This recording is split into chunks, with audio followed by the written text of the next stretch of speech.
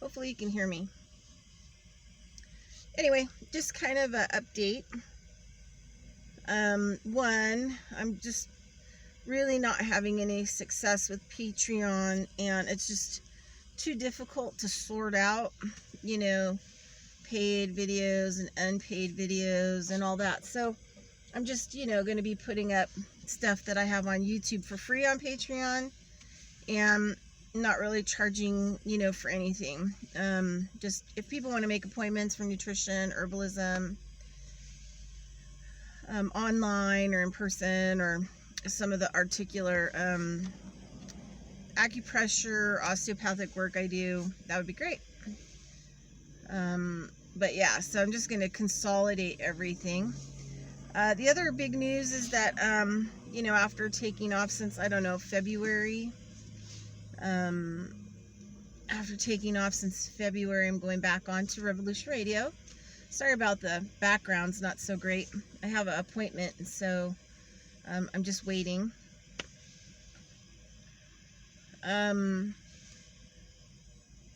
Anyway, so I'm going back to Revolution Radio, and so gonna have my old show and Kelsey Sweet, her show.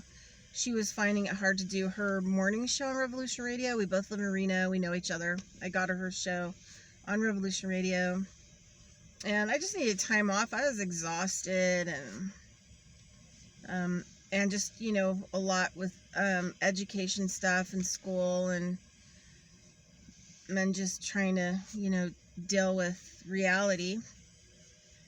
So our new show starts tomorrow, Saturday, October 25th, and we're kind of putting the shows together. So it's going to be carrying stones and digging holes to cultivate consciousness, Revolution Radio, and it's 8 p.m. Eastern time, and we'll be in Studio A instead of we'll be in Studio B this time around. So actually exciting.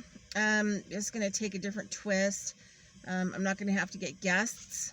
So we're going to talk a lot more about consciousness and things that, you know, go along with that branch of the tree. So I think it's going to be a lot better. Kind of more in the direction that I'm in these days.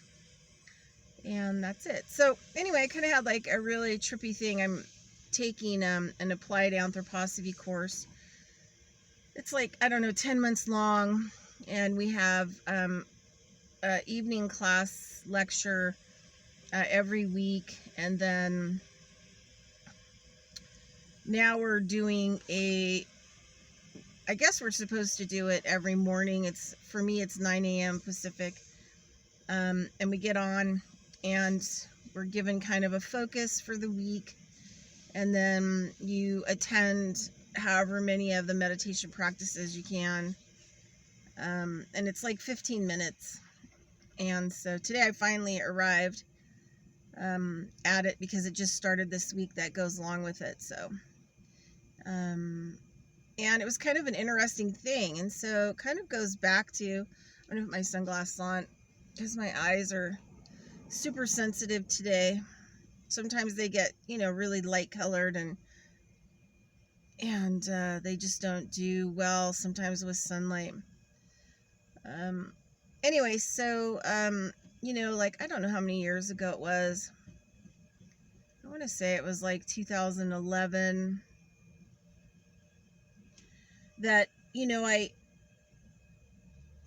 been doing a lot of what's called, you know, shamanism practices and movement, and people call them magical passes or energy, you know, movements, or Carlo Castaneda, you know, called it tensegrity. And a lot of it's based on, you know, South American shamans and 10,000-year-old practices to, you know, alter their physical bodies, clear energy, move energy, pull energy.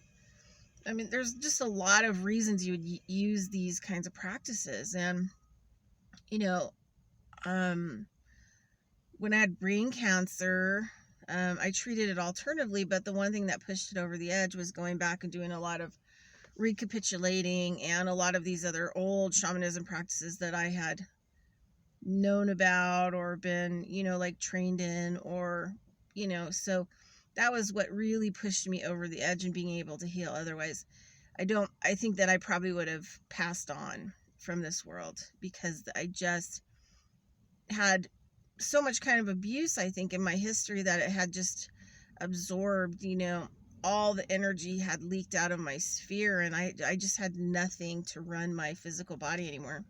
But that's a whole other, conversation. So this, I don't know, 9 or 10 years ago or whatever, I ended up going to a kind of a workshop. It was like a 4-day workshop, something like that. And it was based on, like, I think there were 200 of us, I don't know, 200 to 400 people. And we met together, and we were doing primordial, like, shamanism type work.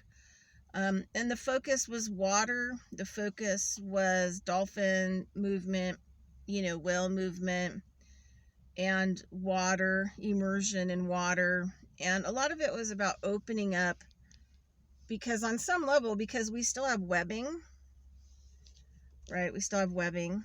So we have somewhere in the physical human body DNA, we have, primordial information that is locked away in there. So this whole event was about using shamanism techniques and movement and web plucking and, just lots of different things to awaken that information. And, we're polywogs. So, we first develop, we're a polywog. We have a brain and a spinal column. So, we're polywoggy. And, we also, even though we're mammals, we develop in water. So, we have like this really old information about, when the planet was like maybe all water, and, things were emerging from, that development. So it was a really interesting period. But today I had this really crazy, water episode again. And so I was at, doing the Friday, morning meditation with applied anthroposophy practice. And hold on one second. Oh, here comes. Hey, I'm just doing a quick video, and then we'll be right in. So they probably saw you. That's Ryan. He has his morning look. Anyway, so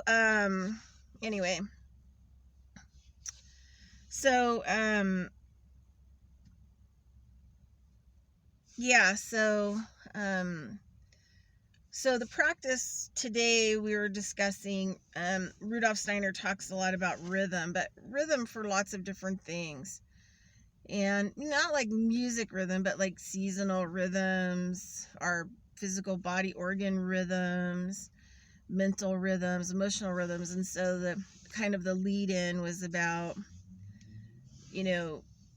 that we lack rhythms, in our life, And so the meditation was going to be kind of on that. And kind of the thought was like, what can we do in the mornings to cultivate like a mental thought rhythm, that starts our day, like, having a focus. So when we did the meditation thing, I thought, well, I'm just really kind of tired, and I don't really want to focus in on like emotion or mental. I don't want to focus in on an object or anything like that. So the thought came into my head, light, and I was like, yeah, let's do streams of light. And the streams of light, so like I kind of focused in on where I want the streams of light coming in, like, the frontal part of my head, and then there were streams of light coming into my body, through my whole head. And then, I focused in on, some coming up from the earth, some coming from the trees, from the cosmos, different planets, streams of light coming in. And so I'm just hanging with, streams of light coming in. And then all of a sudden I had this, cool shamanistic moment where I was inside looking up at the streams of light that were coming in, you know, like if you're looking at the clouds and you see those streams of light, but I was like underneath looking in, but then I noticed it was kind of wavy. And I realized like the insider, that's what I'm going to call it, the insider in me that was looking above as the streams of light were coming through the head, and how this light was coming into this water feature. And then I realized like there's an aspect of me that is submerged or watery in nature, which is very interesting. And so, you know, regardless if it was watery, but it moved like water. And another thing I noticed was there was a lack of sound.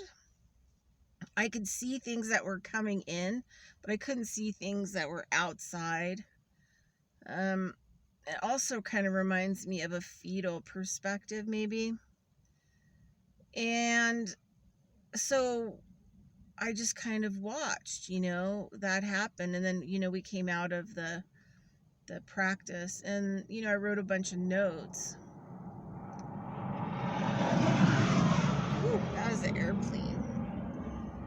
And, you know, it kind of dawned on me that, you know, the reason why feeling could be very important in this world, because it's a very watery thing, is because it's creating a vibration into those watery type areas and arenas, you know. And so those things inside of us, or our parts of ourself, are more of the watery parts.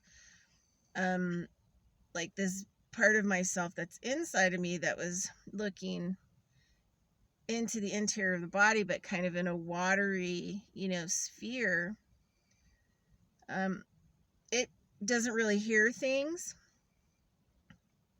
Things could probably be really muffled, and, you know, it doesn't really see everything going on in this world. So there's, you know, limited seeing, there's limited hearing. So there are some limited senses that it has. So yeah, I guess, you know, what I'm saying is, in order to affect the watery spheres of elements in us and around us, that's why we really need, you know, feeling. And we need to, you know, generate good energies that vibrate into those, you know, watery places inside of us and outside of us. And, you know, I'm sure this, you know, deals with a lot of, you know, alchemy, you know, type relationship. I mean, obviously fire, you know, element. Then we have air, which is a very mental element. So we have all these different elements that are carrying this data and information, and also collecting it. And so it was just kind of it was super cool, actually. So I just kind of wanted to report that with a couple updates. And yeah, so anyway, I hope you guys have a great day. And hopefully this doesn't have any skipping out. I can't seem to stop the skipping part of the video when I'm doing them, other than them saying to use a microphone. So hopefully there won't be any skipping going on. So in this video. All right, everybody, have a great day. Bridgette Lynn Dolgoff, Conscious of Economics and Urban Farm Project, over and out. Bye-bye.